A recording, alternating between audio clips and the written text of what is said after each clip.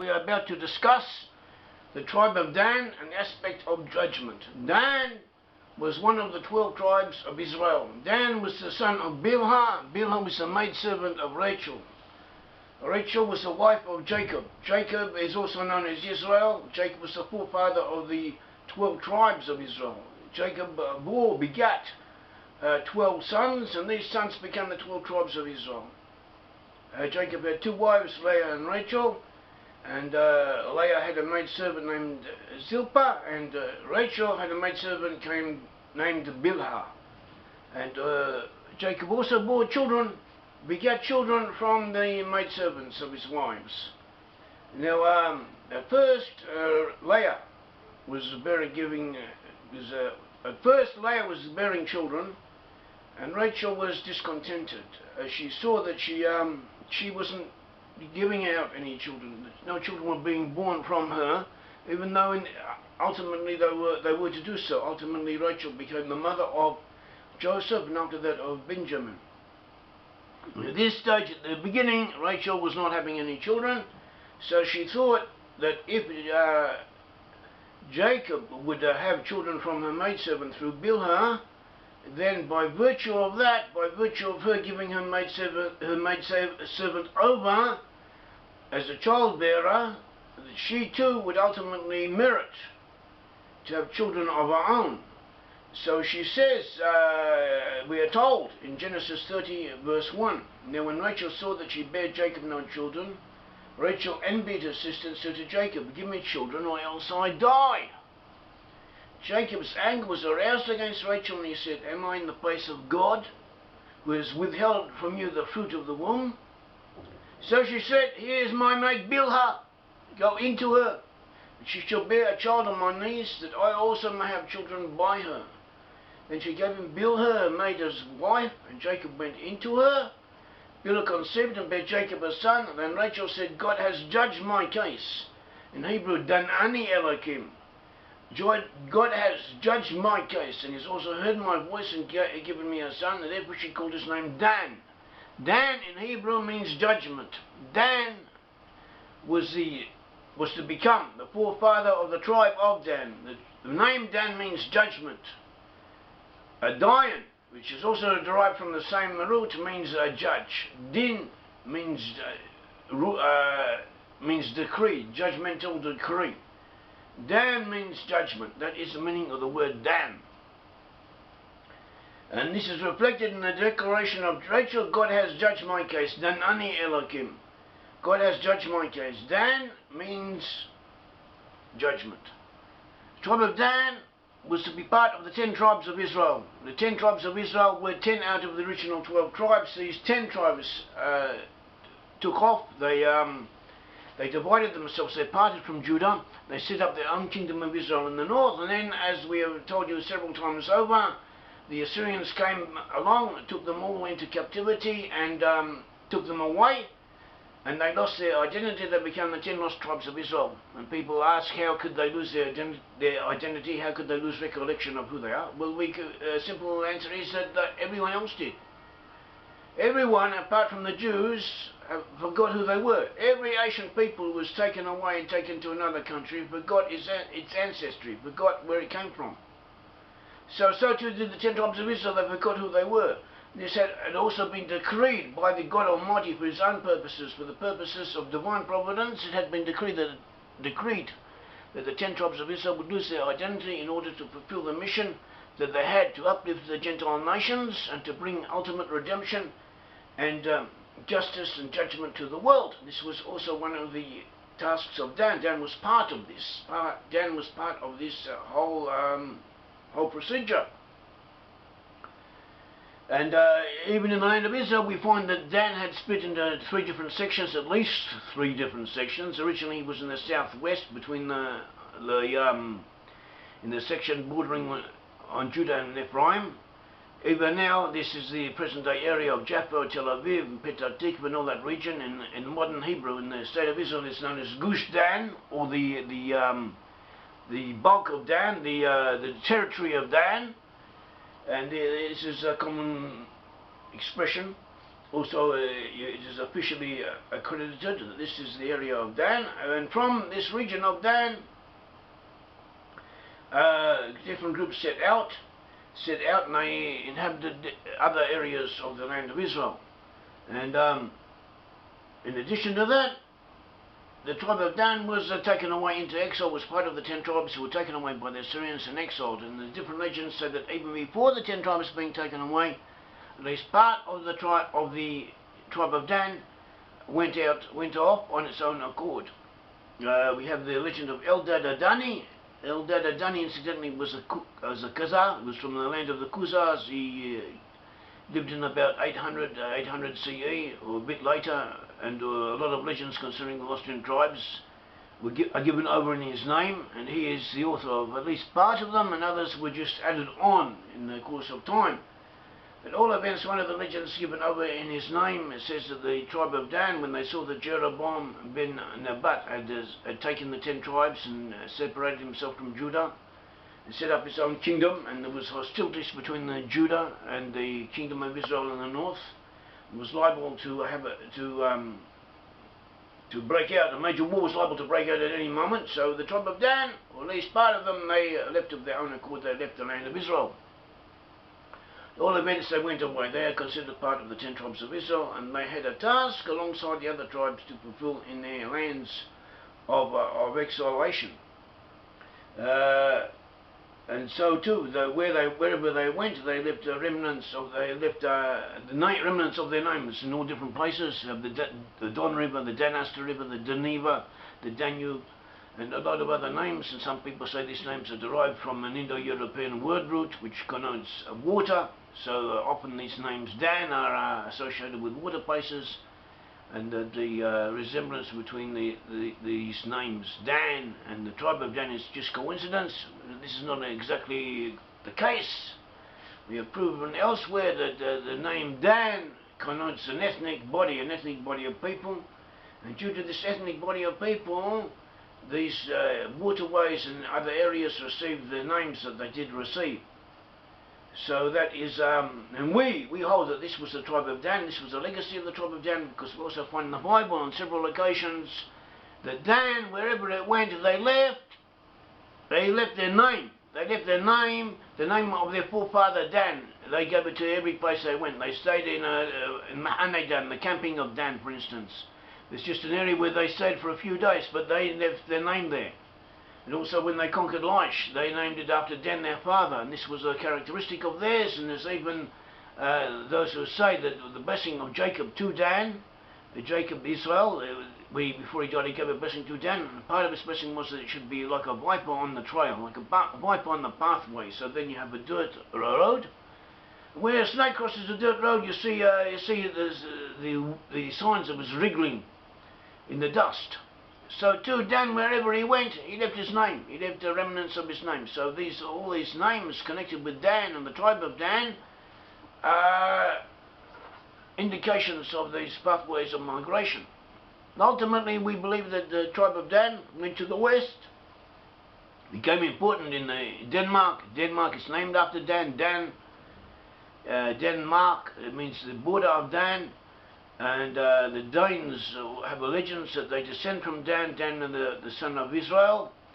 And also we also find in Ireland that Tuatha De Danann, the tribe of Dana, or Dan, was important in Irish history. And we also have other elements connected with Dan, also Don in Wales and in Britain.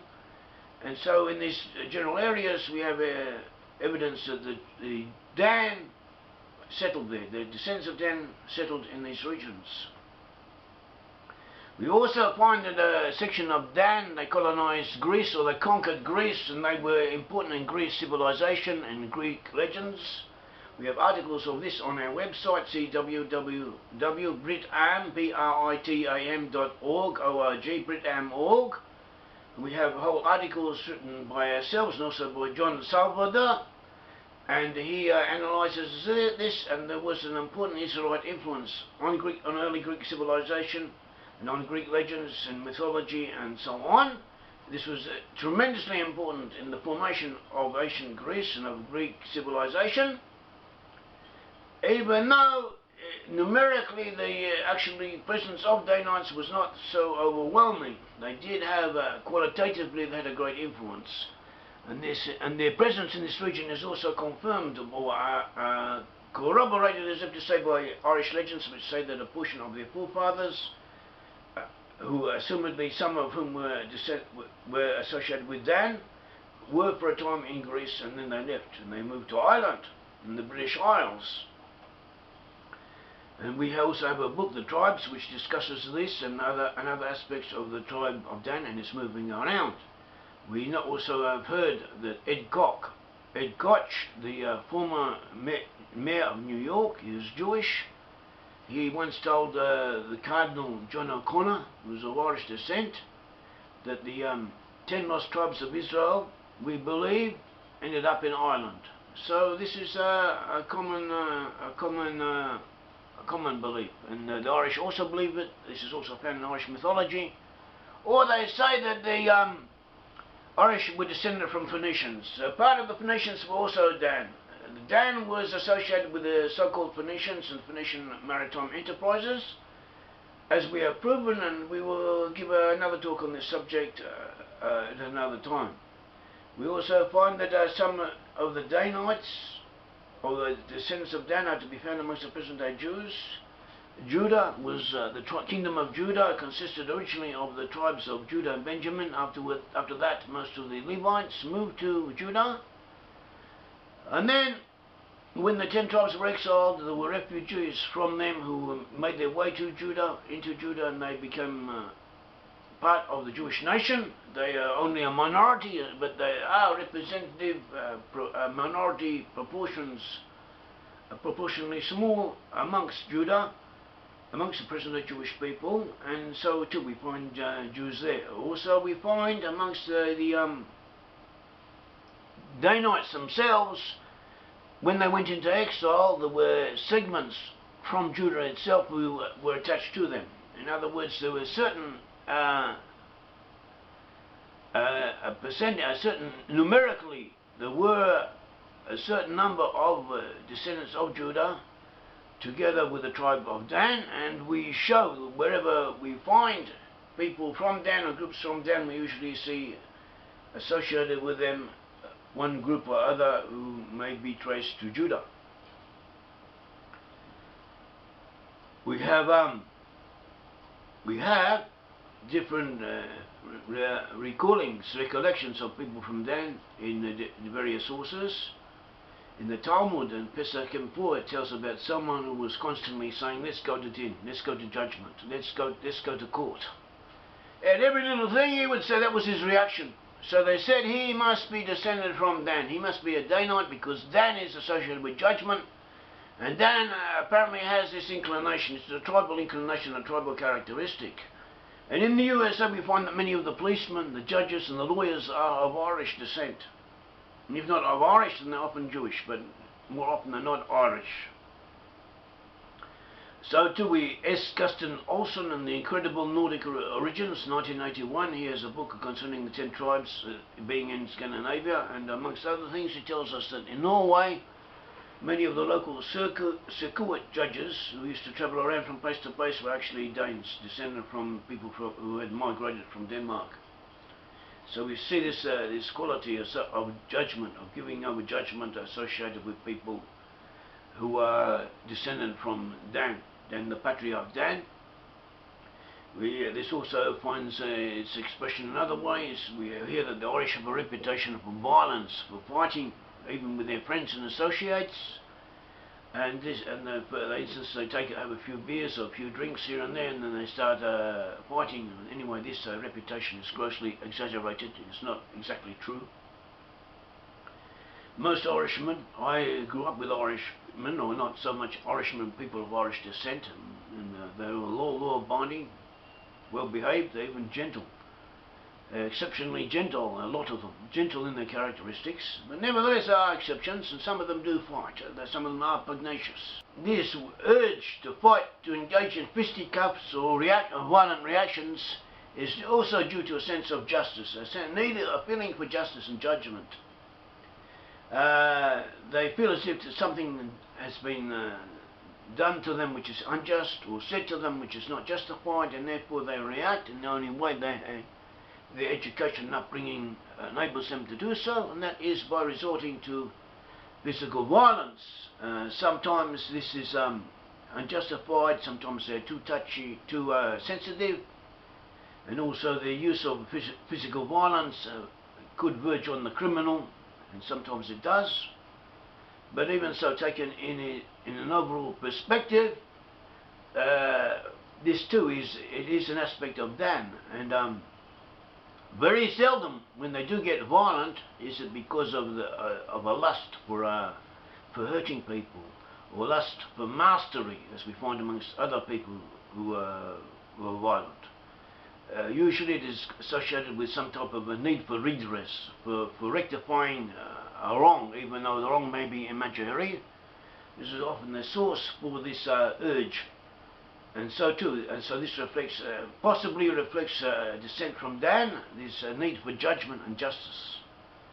And so we hear that Samson was a judge. He's known, he's really talked about in the book of Judges. Samson was an enormously strong person. He was, he'd been blessed from birth that he would be very strong, extremely strong. The story of Samson became the basis from which the Greeks took the story of Samson and they turned it into Hercules. Most of the legends of Hercules are based on episodes from the story of Samson. And Samson was a very strong man, and Samson was from Dan.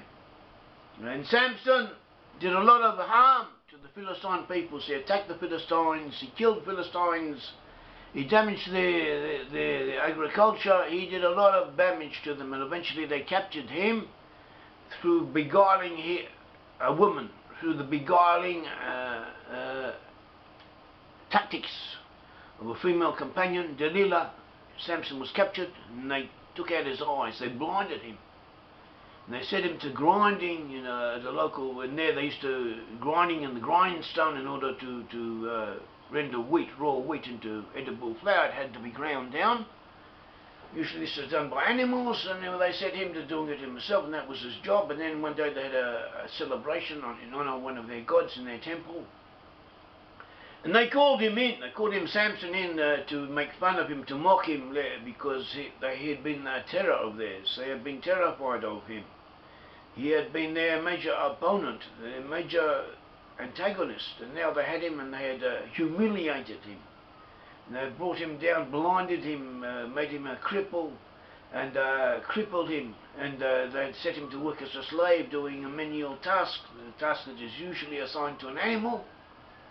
And they wanted to make fun of him, so they brought him in, and Samson asked the boy who was in charge of him to put his hands up against the two major pillars of the building, and then he told the boy to run away, and exerting all of his physical strength, he managed to pull down the pillars. And most of the Philistines apparently were on balconies around the building, on the insides of the building, and by pulling down the pillars he brought the whole building down on itself and killed thousands of Philistines. He killed more in his death than he did in his life. And just before he did that task, he prayed to God. And he says, as we are told in Judges chapter 16 verse 28, and Samson called to the Lord, saying, O Lord God, remember me, I pray, strengthen me. I pray just this once, O God, that I may with one blow take vengeance on the Philistines for my two eyes. That's what Samson wanted. That's what Samson asked, and God gave it to him. Samson asked God to judge him and to help him revenge the loss of his eyes. Samson, in effect, was saying to God that he had been created different from others. Samson had been created as a different type of person, a unique individual. For better or for worse, we are, all of us are like little Samsons. Every single one of us was created in his own way for his own purposes, according to how God Almighty decided. Samson had unique qualities and propensities. He asked the Almighty to enable him to make one last vindictive use of his own uniqueness. Rabbi Menachem Schlanger, in the book Shivtei Nahalotecha, talking about the different tribes and their characteristics, discusses the incident of Samson. And he suggested this incident also reflects an aspect of judgment. Rabbi Schlanger links to the request of Samson to the principle that every being is created as they would have wished to be if they had been given the choice. This is an aspect of judgment. We have an article on this on our website. Also, it is found in the Talmud, in Rosh Hashanah, the second Rosh Hashanah 13a, also in Hulin 16a. You see Rashi on Rosh Hashanah 13a, where he says that every being was created in accordance to how they would have wanted to have become, according to the reasoning of each and every one, and in the individual imprinted formation of each one. In other words, every single one of us is how they would have wanted to be if they had been asked, if they had known the options open to them, and before they were created, if they had been consulted, they would have wanted to be as they have been. Every single one of us is how we would have wanted to be, and this is what we have to live with, and this is what we ask God to enable us to bring to fruition, that the individualization of our inner being to its maximum. This is what Samson was asking, that God should help him to one last deed of strength, of power, prowess, and this is what God gave him. And this is what we should do. We should ask God Almighty to help us and to deliver us from the inhibitions of our own existence, of our own, of what we ourselves have placed upon ourselves, and to enable us to fulfill our inner potential. And this also is an urge of every human being. This is one of the major principles of what being a human is. A human being wants. He wants to survive. He wants to procreate. He wants to belong to a group, and he also wants to give expression to his individuality, preferably through the group.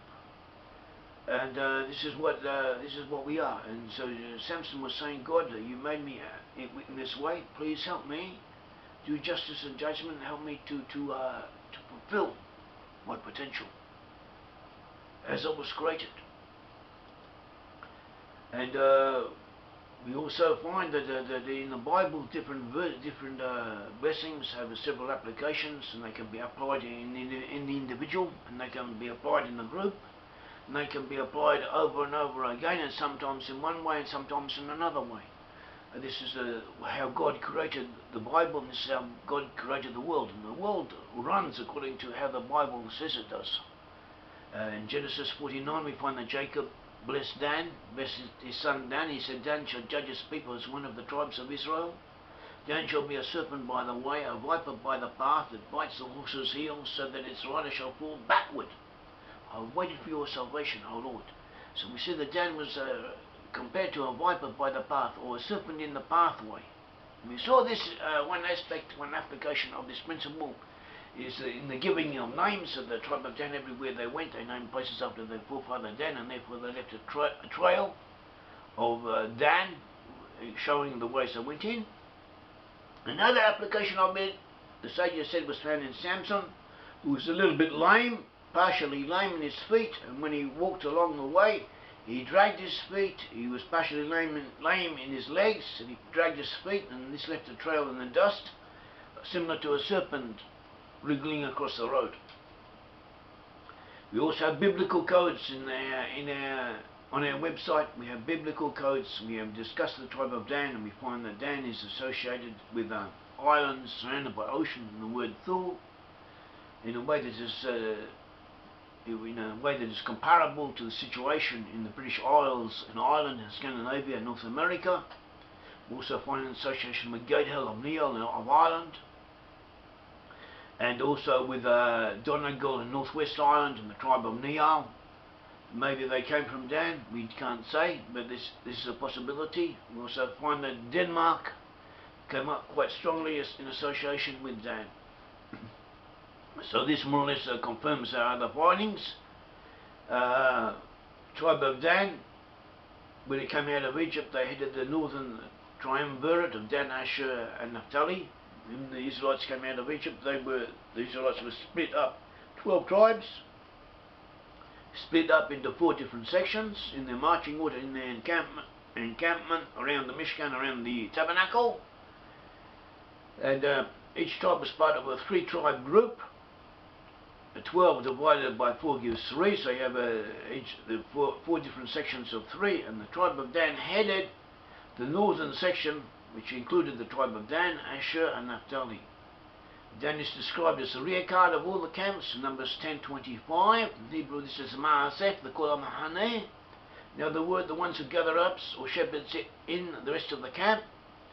Dan was to gather up the stragglers, those who were lagged behind. Dan was to take them in. Also in Jewish popular tradition, Dan is associated with the recovery of lost objects. Dan has aspects of a pioneer, a trailblazer, and also Dan is conservative and he lags behind. He's a little bit slow, but he catches up quickly. There's also a pair implied by Samson. Samson was lame, a little bit lame, and when he was walking, he'd go slowly, he'd be a bit slower than other people. But due to his immense strength, whenever he got there, when he did get there, he made up for any tardiness along the way. He left an impression, and so too with Dan, the patriarch Dan, only had one son according to the Bible. Genesis 26:23, his name was Hushim, or Hushim. Shuham is another way of rendering his name, see Numbers 26:42. This was the only son of Dan. Whereas the other patriarchs had a lot of children. For instance, Benjamin had 10, and most of the others had several sons.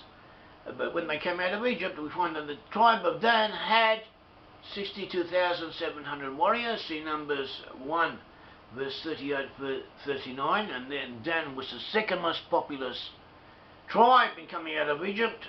Judah was the most populous, so we see that Dan had made up for what an initial slowness, and this is a characteristic of Dan. This is what Dan does quite often. Dan has negative characteristics. We know that Dan is associated with idolatry. Jeroboam, the king of Israel, who led the division with Judah, he set up 2 golden calves, one in Bethel and the other in Dan. We also find that they were very quick to take up idolatrous habits and practices. We're told about a migrating group of 600 men from the tribe of Dan in the southwest of Israel, who went up and went to the north, and on their way they passed through Migron. They passed by Migron near Shiloh in the territory of Ephraim, and there they met a Levite, and this Levite was serving as a priest before an idol that belonged to someone called Micah. So they persuaded this Levite named Jonathan to come with them, and they took the idol and they went off. Micah came back. Micah was apparently a local potentate. He was an important person, so he got together a posse, a group of the locals, and he chased after the people of Dan, and when he caught up to them, they told him, be careful of what you are pushing your point, lest angry fellows, see Judges 18 verse 2-5, do something to you, in other words, kill you. And Micah decided that discretion is the better half of valor, so he took off, he left it alone.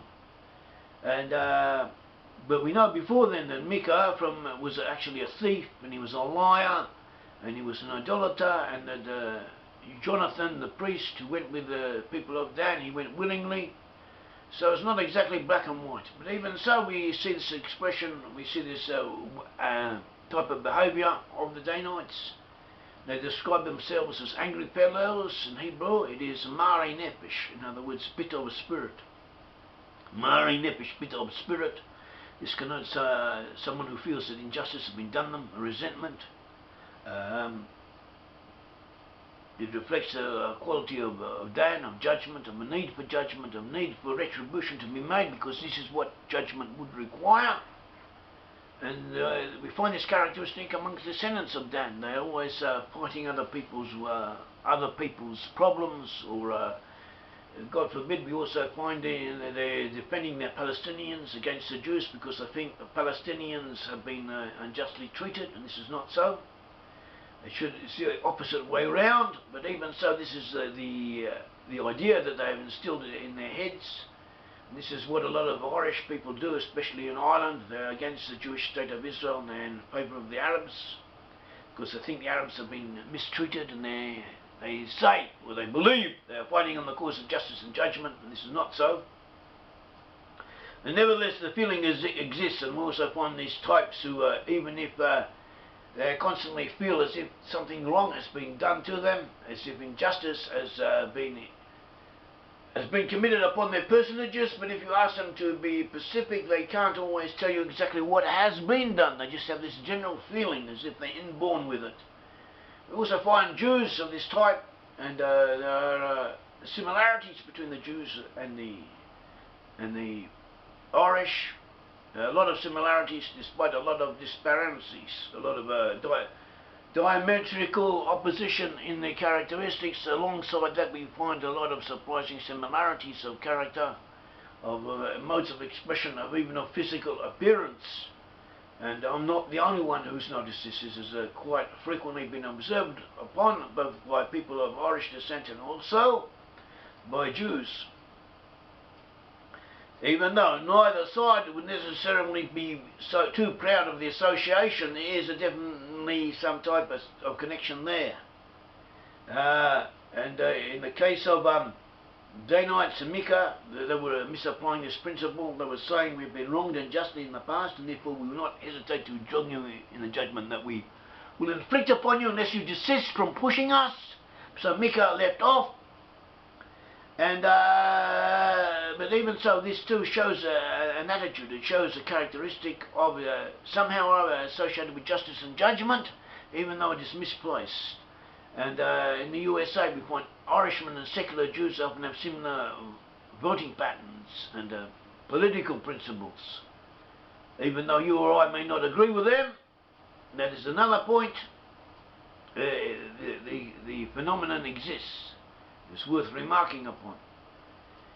In addition to all this, we also find in the story of Samson, there's something about Dan, there's something about the idea of justice and judgment, and the principle that can be associated with Dan, that is to come into play in the future appearance of the Messiah, who will come to redeem Israel in the end times. And we will go into this at another time. Thank you very much. This is Yair Davidiy from Brit and Movement of the 10 Tribes of Israel, speaking to you from Jerusalem.